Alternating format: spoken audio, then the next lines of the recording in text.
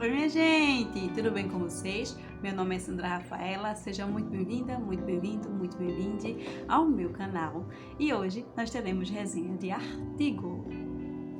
O artigo, gente, que eu vou fazer a resenha hoje, ele é intitulado Ciência, Senso Comum e Revoluções Científicas. Ressonâncias e paradoxos. Esse artigo foi escrito por Marivaldo Moacir Francelin, publicado em 2004 na revista Ciência e Informação. Esse artigo foi baseado numa das seções da dissertação, ou seja, mestrado, de Marivaldo Francelin, tá bom? Eu pesquisei um pouco sobre o autor. Ele é bibliotecário e mestre em ciência da informação. E ele, pelo visto, é uma pessoa muito reservada, porque difícil é, ao pesquisar por o nome dele, você conseguir retornar uma imagem da pessoa, entendeu? Então, aparentemente, é uma pessoa bem reservada. O artigo, ele busca tratar a questão do senso comum e da ciência, né? Então, na introdução, eu vou seguir aqui as mesmas seções do trabalho, na tentativa de pontuar para vocês o que ele fala, explicar um pouco o que eu entendi sobre isso, para que quando você vá ler o artigo, você já tenha uma base do que você vai encontrar. Obviamente, não significa que tudo que eu falar aqui esteja 100% conforme o que você vai entender. Por quê? Porque é a minha visão, tá? Mas vai te ajudar na leitura do trabalho e não dispensa a tua leitura do original, a tua visão sobre esse trabalho, tá bem? Então, na introdução, ele fala que a ciência ela tem mudado, né? O que é normal, porque a ciência ela também evolui, como outras áreas, como outros elementos da nossa sociedade, né?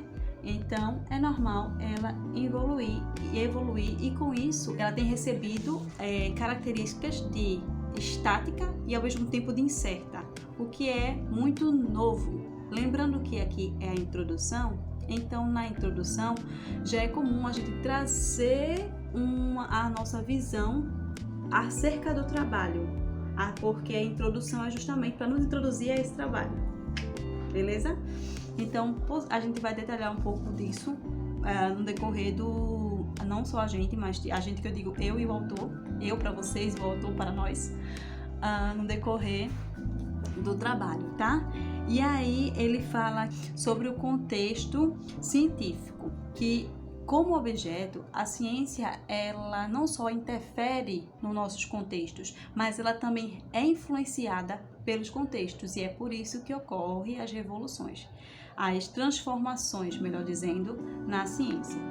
E ele fala na segunda sessão sobre as ressonâncias científicas. O que seria a ressonância, né? Eu achei muito interessante ele colocar essa palavra aqui nesse artigo e resolvi pesquisar, apesar de já saber o que era, apenas para ter a percepção se era aquilo mesmo que eu certeza, né? Se é aquilo mesmo que eu estava pensando, né? Então, os corpos têm uma vibração e ao receber a vibração de um outro corpo, ele muda essa vibração. Então, a ressonância é isso, né? Ressonâncias científicas, reverberações científicas. Tanto no sentido de que reverbera, mesmo sem receber influência, mas também ao receber a influência de alguma outra vibração, reverbera de uma forma diferente. Tá bom? Espero que eu tenha conseguido deixar claro para vocês. Se alguém conseguir colocar de uma forma ainda mais clara, deixa aqui nos comentários. Então ele fala que é difícil definir ciência e é por conta disso que a própria filosofia prefere não fazer definição de ciência. Isso ele dá 3 motivos pelo qual a filosofia ele traz aqui, né, baseado em outros autores. Por que a filosofia prefere não definir ciência? O primeiro é as definições serem completas. O segundo é a complexidade do tema. E o terceiro são as divergências que existem entre as definições, ainda que incompletas, ok? Entre essas definições incompletas. Então, ele fala que aqui também um pouco ainda mais sobre a ciência, explicando mais o que a ciência não é do que o que a ciência é, justamente por essa dificuldade de definir, e ele já deixou isso justificado com os motivos da filosofia.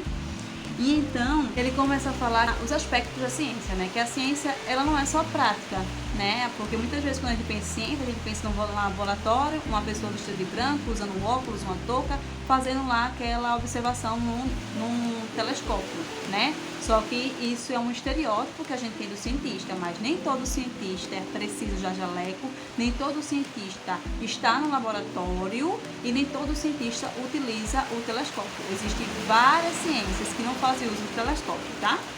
Então, é um estereótipo que a gente tem sobre a profissão de cientista, mas não é o único, beleza? Então, eles falam que antes de ser prática, a ciência, ela é teórica, ela é pensamento. Por quê? Porque antes de a gente tomar uma atitude para fazer alguma coisa, a gente pensa a respeito daquilo. Então, a ciência ela não tem só esse viés prático, ela também tem esse viés de pensamento, né? Viés teórico. Ele começa também a falar um pouco sobre a diferença entre filosofia e ciência. E aqui eu gostei muito, porque é como se a filosofia ela fosse voltada mais para aspectos abstratos e a ciência mais para aspectos práticos. E também não só aspectos práticos, mas aspectos concretos. Enquanto que a filosofia não buscasse tanto a resposta exata. E isso é o que a ciência busca. Era pelo menos a concepção que se tinha. Só que aí ele fala que antes de ter essa distinção entre filosofia e ciência, né, abstração, subjetivo, concreto e prático, existia a filosofia natural. E a filosofia natural, ela tinha os dois viés, de filosofia e de ciência. Só que conforme o tempo foi se passando, né, com a filosofia e a ciência, né, conforme foi se desenvolvendo esses dois braços, a filosofia ficou mais abstrata e a ciência ficou mais restritiva, né? Mais abstrata e mais subjetiva e mais aberta, digamos assim. A filosofia não fica se atendendo ao modo estrito de ver as coisas. Já a ciência quer isso. A ciência quer dar respostas. A ciência quer dar respostas que sejam verdadeiras. A ciência quer dar respostas concretas. A ciência quer dizer por que é assim, pronto. Então, esse objetivo distinto fez com que houvesse essa ruptura entre ciência e filosofia. A partir do século XIX, final do século XIX, início do século XX, começou-se a perceber que a ciência não era suficiente para dar todas as respostas, porque justamente algumas dessas respostas precisavam de um pensamento filosófico.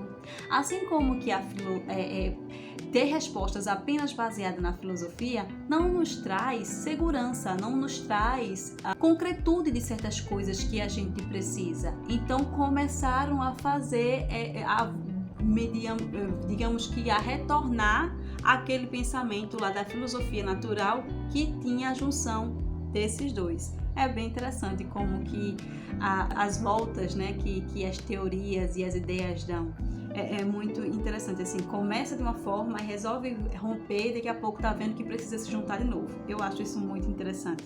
Eu gosto muito mesmo, quando ele fala aqui que a sociedade ela precisa do mito, ela precisa da religião, tá? É algo que nós necessitamos. Se não existe, nós criamos. É assim que funciona. Então, não tô colocando aqui a minha opinião sobre isso, tá? Mas é uma forma de ver. Se isso, né, Deus e essa vida além daqui não existe, nós criamos, porque nós precisamos. Seja verdade ou não seja verdade, seja acreditando ou não acreditando. E aí, faz parte do viver e sobreviver humano. É assim que ele fala. Só que o sistema mítico pode converter-se em ciência. Aqui para mim foi uma sacada que ele trouxe, porque eu nunca pensei da ciência dessa forma. O sistema mítico converte em ciência, ele diz. Porque a ciência também pode, assim como o sistema mítico converte em ciência, ou seja, eu tenho aquilo como verdade, né? Porque no mito, seja ele qual for, a religião qual for, eu tenho aquilo como verdade. Então aquilo para mim é como se fosse uma ciência. Eu tenho aquilo como verdade, aquilo para mim é comprovado, digamos assim. Mas, que tem coisa que não é comprovado, mas tem coisa que se tem uma justificativa para aquilo, então entende-se que é comprovado. Mas também a ciência ela pode se converter em mito a partir do momento em que ela começa a estabelecer verdades inquebráveis. A partir do momento que, por conta de uma pessoa que pensou aquilo e propagou aquilo, as outras pessoas param de pensar por si só e atender aquilo que aquele cientista diz ser verdade. Vê que interessante, eu nunca parei para observar a ciência como uma forma de religião, como uma forma de doutrinamento. Muito interessante essa sacada aqui que ele trouxe, gostei bastante e acho que vale a nossa reflexão. Dessa ideia, gente, de sempre termos nosso pensamento crítico, de sempre colocarmos as informações que chegam a nós à prova. A gente não precisa, a gente não tem que acreditar em tudo. Não é saudável a gente duvidar de tudo, assim também como não é saudável a gente aceitar tudo, ok?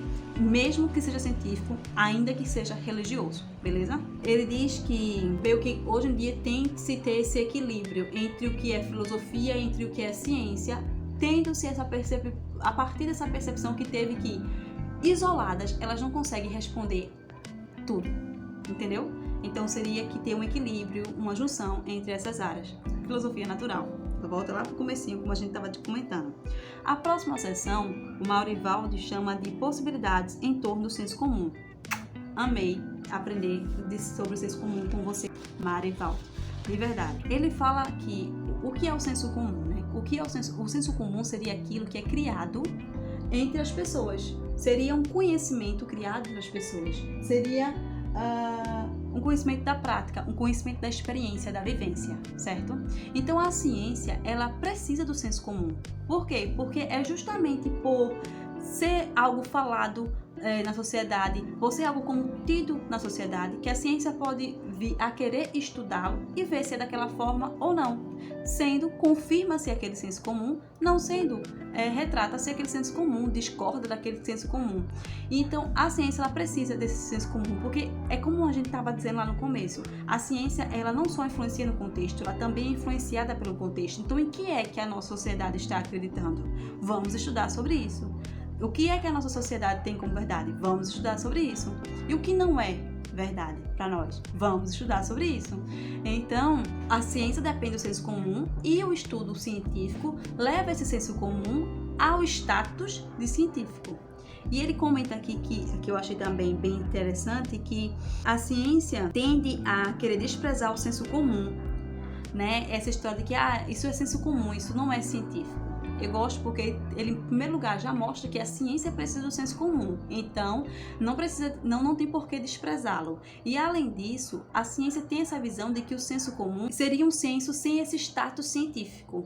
Tem um pouquinho disso aí, apesar dela precisar dele, né? Então, a ciência, ela vê o senso comum como um senso que não é científico. Portanto, não tem esse status. Mas, na verdade, a ciência precisa do senso comum. Certo? Só que isso é a ciência moderna, o que nós também chamamos de pensamento cartesiano. Porque a ciência pós-moderna, que é uma ciência que tenta ser diferente do pensamento cartesiano, aceita o senso comum como um conhecimento, certo? E não só a ciência pós-moderna, mas também como a filosofia, ela vê a importância do senso comum, reconhece o senso comum e tem ele também como um tipo de conhecimento, ok? É normal, gente, a ciência moderna, ela tem muito essa questão de status, ela tem muito essa questão de rigor, sabe? Foi um pensamento de uma época, né? Ainda influencia hoje, ainda tem-se hoje, mas assim, foi muito rígido. E o que é interessante é que esse entendimento do que é senso comum e do que é científico, essa relação de status, com uma definição para o que é científico ou não, para o que é científico, para o que é senso comum, dada por burgueses em uma época em que eles diziam que o conhecimento científico era melhor que o senso comum. E aí Maurivaldi Francelin traz esse entendimento aqui pra gente, que na verdade não existe melhor nem pior, apenas diferente. Não existe melhor nem pior. Foi um status criado por uma classe social e que na verdade a ciência ela precisa do senso comum. Pasme. Ele continua ainda na mesma sessão falando que existe, apesar de existir uma relação de dependência e não existir isso de ser melhor nem pior, o senso comum ele é diferente do conhecimento científico. Por quê? Porque o senso comum não admite a ideia de ser falseável, de não ser para sempre verdadeiro. Já o conhecimento científico entende isso, sabe? Conforme a ciência foi se modificando, conforme foi vendo o que hoje em dia a gente tem como teoria, amanhã pode surgir um outro entendimento sobre essa teoria que possa invalidá-la e, portanto, surgir uma nova teoria. A ciência, ela aceita isso, obviamente que a depender dos critérios, a depender de como foi feito, mas o senso comum, não. Então, apesar dele pontuar como é desnecessária essa questão do status, né, e como foi criada, ele fala que existe sim uma diferença entre senso comum e o conhecimento científico. Espero que eu tenha conseguido deixar claro para vocês. A próxima seção que ele nos traz é a seção Popper e Kuhn, Paradoxo das Revoluções Científicas. Popper é um pensador, né, um escritor que critica a filosofia do positivismo, que é justamente essa filosofia de verdades absolutas. E ele critica dizendo que a gente tem que ter uma filosofia que pense a falseabilidade das definições, as falseabilidades dos conceitos, a falseabilidade dessas verdades. Por quê? Porque é a partir disso que se evolui, é a partir disso que se melhora, é a partir disso que novas teorias são criadas, e isso é normal à ciência. Já Thomas Kuhn, ele traz o que ele chama de, no livro, né, Estrutura das Revoluções Científicas, justamente a estrutura que ocorre para que haja essa mudança na ciência. Então, para ficar mais fácil, eu coloquei aqui em 5 etapas, que a primeira seria, por exemplo, a gente tem uma ciência, a gente tem um entendimento. O céu é azul, né? Por exemplo, então começam a primeiro surgir controvérsias acerca dessa verdade, o céu é azul. Surgindo controvérsias acerca dessa verdade, o céu azul, e começando a se ter estudo, e começando a se ter, como eu posso dizer, movimentos que mostrem que realmente no céu não é azul, começa a entrar em crise. Em crise o quê? Essa verdade. E começa a entrar em crise o quê? Esse pensamento que começou a ser questionado. Então, a terceira fase seria as novas concepções. Tá dizendo que o céu não é a verdade absoluta, que o céu é azul. Entrou em crise. O que é que precisamos agora? Das novas concepções para que possa justificar agora que o céu não é azul. Então, o céu é o quê? E a quarta seria a quarta etapa, né, que eu coloquei assim pra gente entender melhor. O período de transição, que é, eu começou a ter controvérsias, eu entrei em crise, eu criei novas concepções, agora eu entendo que o céu não é azul, então eu começo a parte da transição de o céu não é azul para o céu é roxo, por exemplo.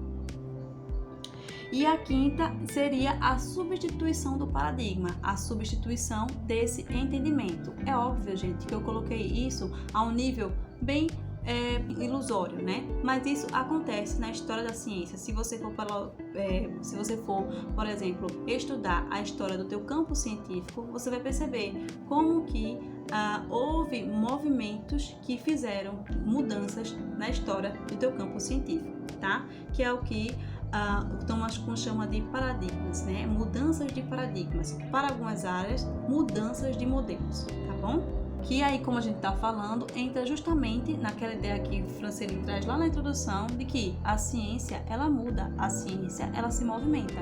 E ele traz esses autores justamente para mostrar como é que ocorre essa movimentação e que essa movimentação, além de normal, ela é necessária.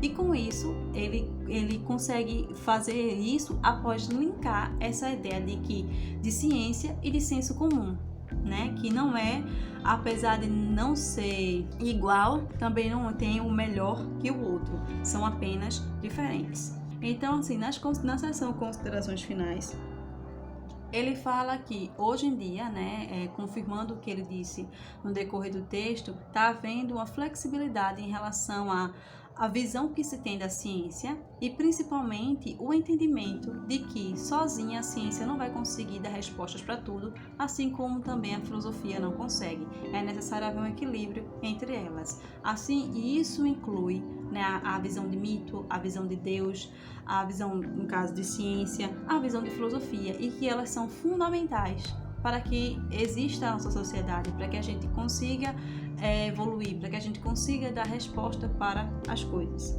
ok? Ele novamente traz aqui na conclusão que a ciência necessita do senso comum, assim como a razão necessita do mito, e a crença pode manifestar-se nos sistemas mais rigorosos, como aquele exemplo que ele trouxe lá pra gente, aquela visão que ele trouxe lá pra gente da ciência como uma forma de doutrinação. Então, assim, gente, ele encerra aqui o artigo com esse entendimento de que são áreas diferentes, porém que elas se complementam, né? Elas se auxiliam e principalmente como humanidade nós precisamos de todas elas. Então, assim, gostei muito do artigo, tá? Parabéns, Francilinha, aí pelo seu artigo. Eu acredito que a sua dissertação deve ter ficado ótima também.